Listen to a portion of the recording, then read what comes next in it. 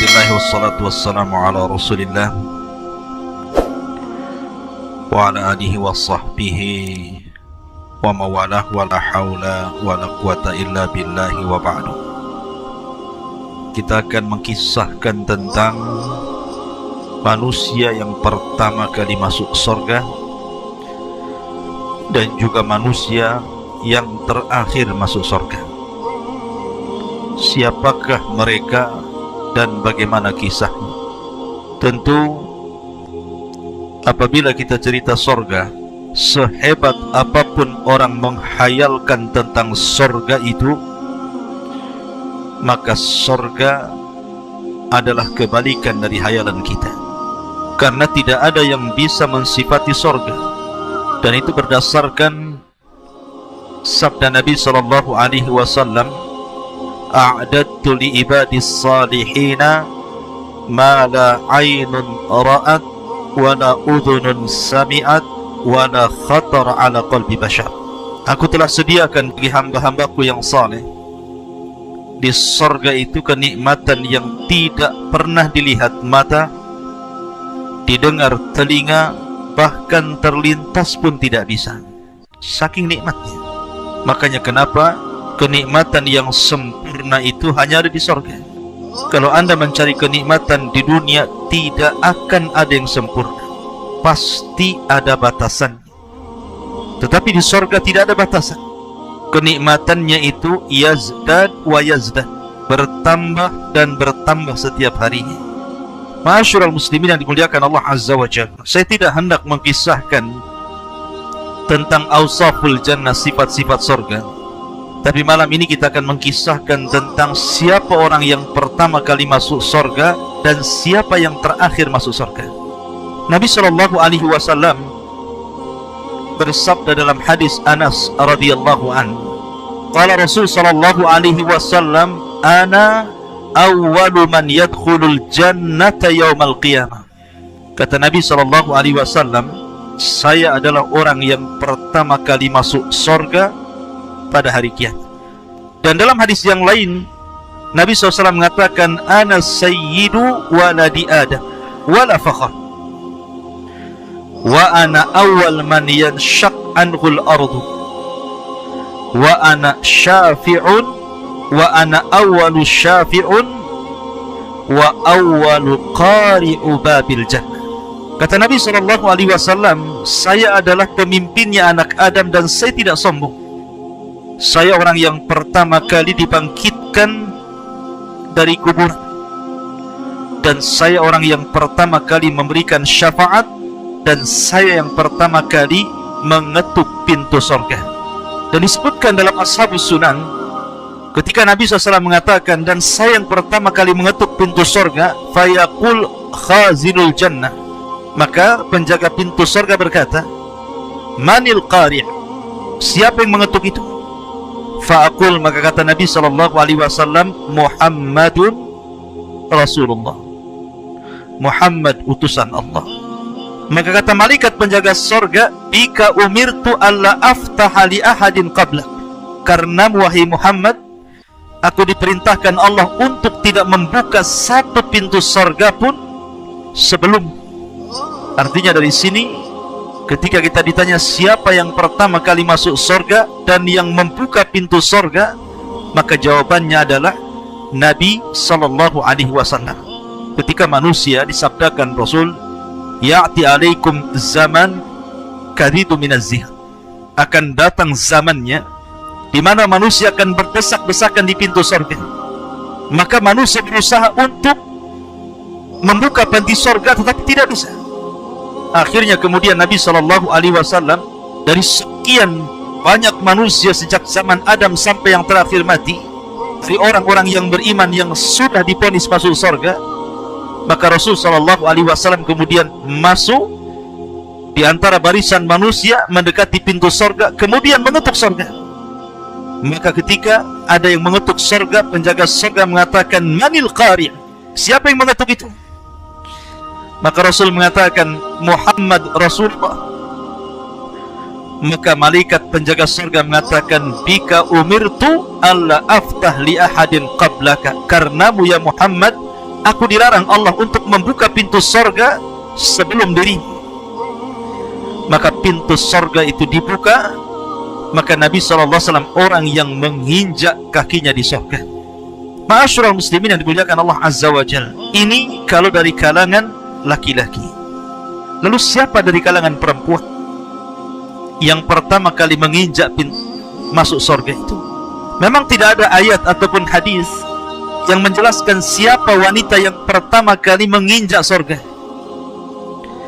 Tetapi ada hadis yang menjelaskan tentang keumuman fadilah wanita terbaik dunia, yang disabdakan Nabi SAW tentang sayyidatu nisa'i ahlil jannah, pemimpin-pemimpin wanita ahli sorga. Tentu kalau pemimpinnya yang pertama kali masuk sebelum yang dipimpin, kan logikanya seperti itu. Lalu siapa pemimpin-pemimpin ahli sorga, wanita-wanita ahli sorga ini? Maka Nabi SAW menyebutkan 4 wanita yang akan pertama kali menginjak sorga. Pertama Khadijah bintu Khuwailid, yang kedua Maryam bintu Imran, yang ketiga Asiyah bintu Muzahim, dan yang keempat Fatimah bintu Muhammadin sallallahu alaihi wasallam. Inilah wanita-wanita yang pertama kali menginjak sorga. Ma'asyiral muslimin yang dimuliakan Allah Azza wa Jalla, adapun secara umum dari kelompok-kelompok manusia yang pertama kali masuk surga berdasarkan hadis yang dikeluarkan Imam Ahmad dalam musnadnya dari hadis Abu Hurairah radhiyallahu anhu, Nabi sallallahu alaihi wasallam bersabda, yadkhulu fuqara'ul musliminal jannata qabla aghniyaihim binisfi yaumi. Maka yang pertama kali dari orang-orang yang akan masuk surga adalah mereka para fuqara, orang-orang yang beriman. Nabi SAW mengatakan bahwa yang pertama kali dari manusia selain Nabi SAW dan juga wanita-wanita terbaik dunia adalah fuqara'ul muslimin, orang-orang fakir dari kalangan kaum muslimin yang masuk ke dalam surga sebelum orang-orang kayanya. Berapa jaraknya antara orang miskin dengan orang kaya masuk surga itu? Maka Nabi SAW mengatakan binisfi yaumi, setengah hari. Anda jangan bayangkan setengah hari di dunia. Kalau setengah hari di dunia nggak apa-apa, orang miskin dari pagi sampai zuhur, orang kaya dari zuhur sampai asar, kan? Bukan itu. Tetapi hitungan setengah hari, kehidupan akhirat itu 500 amin, sama dengan 500 tahun penantian.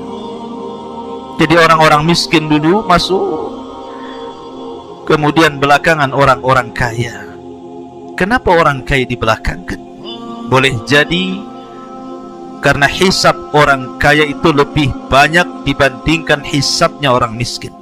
Ketika Nabi SAW bicara tentang harta, apa kata Nabi SAW? Maka yang ditanya 2 perkara. Min aina iktasabahu wa fima anfaqahu. Kemana kau belanjakan, kemana kau dapatkan, dan kemana kau belanjakan. Tentu orang-orang kaya akan banyak soalan. Satu hari saja uang yang dibelanjakan itu kan kemana-mana tuh. Kalau dia orang jahat, maka Nabi SAW mengatakan malun saleh lirajulin saleh, harta yang baik karena dipegang orang baik. Artinya harta yang jelek kalau dipegang orang jahat. Jadi harta itu setiap hari dibelanjakan. Kalau seandainya satu hari bisa 100 kali belanja, maka 100 pertanyaan yang akan disodorkan. Itu yang membuat orang-orang kaya itu dilambatkan masuk surga dibandingkan orang miskin. Ma'asyiral muslimin yang dimuliakan Allah Azza wa Jalla, ini secara umum manusia-manusia yang pertama kali masuk surga. Sekarang siapa manusia yang terakhir masuk surga itu? Ma'asyiral muslimin yang dimuliakan Allah Subhanahu wa taala, disebutkan dalam hadis Abi Sa'id Al-Khudri radhiyallahu anhu, Nabi sallallahu alaihi wasallam bersabda, inna adna ahlil jannati manzilatan, sesungguhnya yang paling rendah dari penduduk surga dan yang paling terakhir masuk surga adalah rajulun sarafallahu wajha anin nari ibalal jannah, seorang laki-laki yang Allah palingkan wajahnya dari neraka menuju surga. Kemudian setelah itu dia ditampakkan dari kejauhan sebuah pohon yang banyak buahnya dan di bawahnya ada mata air. Ingat, umniyatu ahlin nar. Umniyatu ahlin nar artinya angan-angannya penuh neraka. Allah Subhanahu wa taala berfirman, "Wa nada ashabun nar ashabal jannah an afidu alaina minal ma aw mimma razaqakumullah." Ketika penduduk neraka memanggil penduduk surga, berikanlah kepada kami setetes air yang Allah karuniakan kepada kalian, atau makanan yang Allah telah berikan kepada kalian. Tapi penduduk surga mengatakan, innallaha harramahum 'alal kafirin. Tidak mungkin Allah sudah haramkan keduanya bagi orang kafir. Artinya bahwa angan-angan penduduk neraka itu ingin minum dari air dan ingin makan dari makanan, karena mereka sudah tidak pernah merasakan itu. Ketika melihat ada pohon dengan buah-buahan dan ada mata airnya, tentu ingin sekali dia minum dan makan. Maka dia pun kemudian mengatakan kepada Allah Azza wa Jalla, "Ya Rabb, dekatkan aku ke pohon itu, biar aku bisa bernaung di bawahnya. Fa astadillu bidilliha wa ashrabu min ma'iha." Aku bisa minum dari airnya. Wa akaltu min thamariha, dan aku bisa makan dari buah-buahan. Maka Allah Subhanahu wa taala mengatakan, "Ya ibna Adam, wahai anak Adam, la'alli in a'taitukaha sa'altani ghairuha." Wahai anak Adam, seandainya aku kabulkan permintaan, ku dekatkan kau ke pohon itu, kau bisa bernaung di bawahnya, kau bisa minum dari airnya, kau bisa makan dari buahnya, janji kau tidak akan meminta yang lainnya. Maka dia mengatakan, la ya Rabb, la ya Rabb, tidak wahai Rabb, cukup itu bagiku. Maka Allah Subhanahu wa ta'ala dekatkan orang ini ke pohon itu. Kemudian dia bisa minum di bawahnya, dia bisa makan dengan buah-buahannya, dan bisa bernaung dengan naungannya.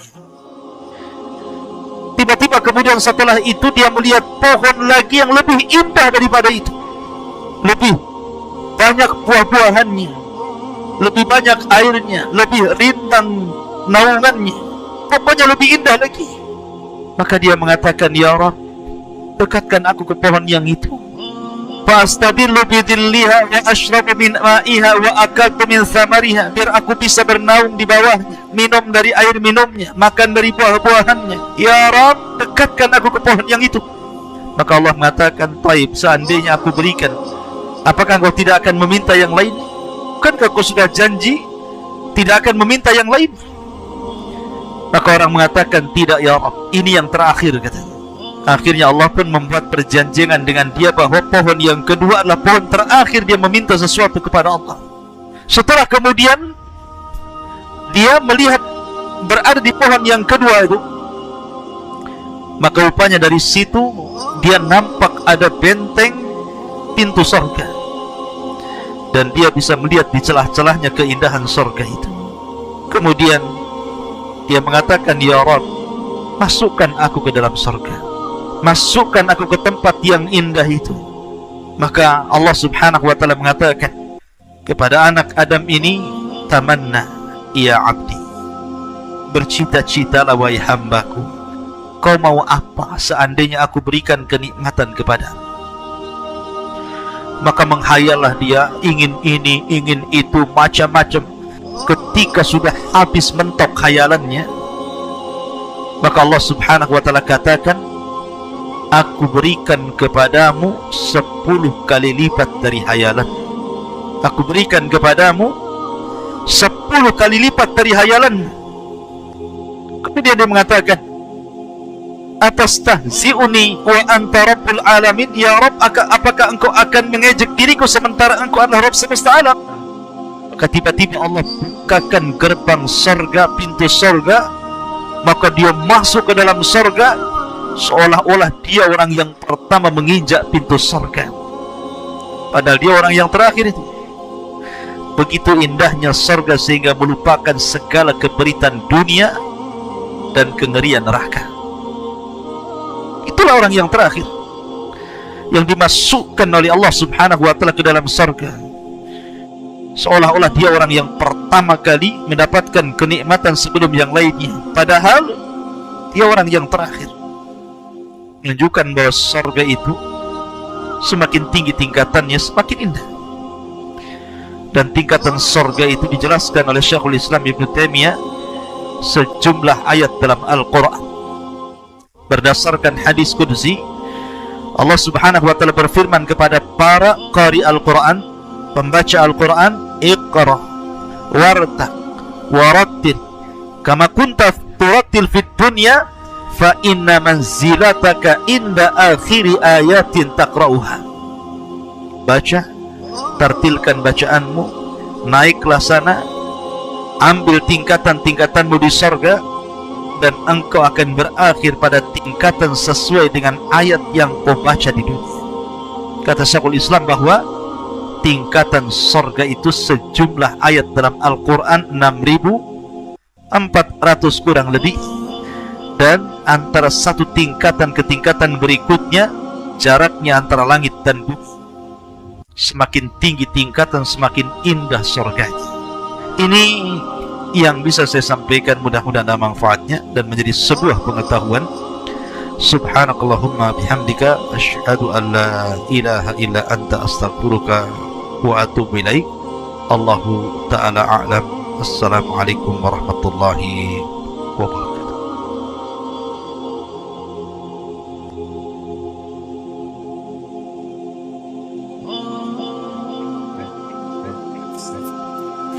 Thank you.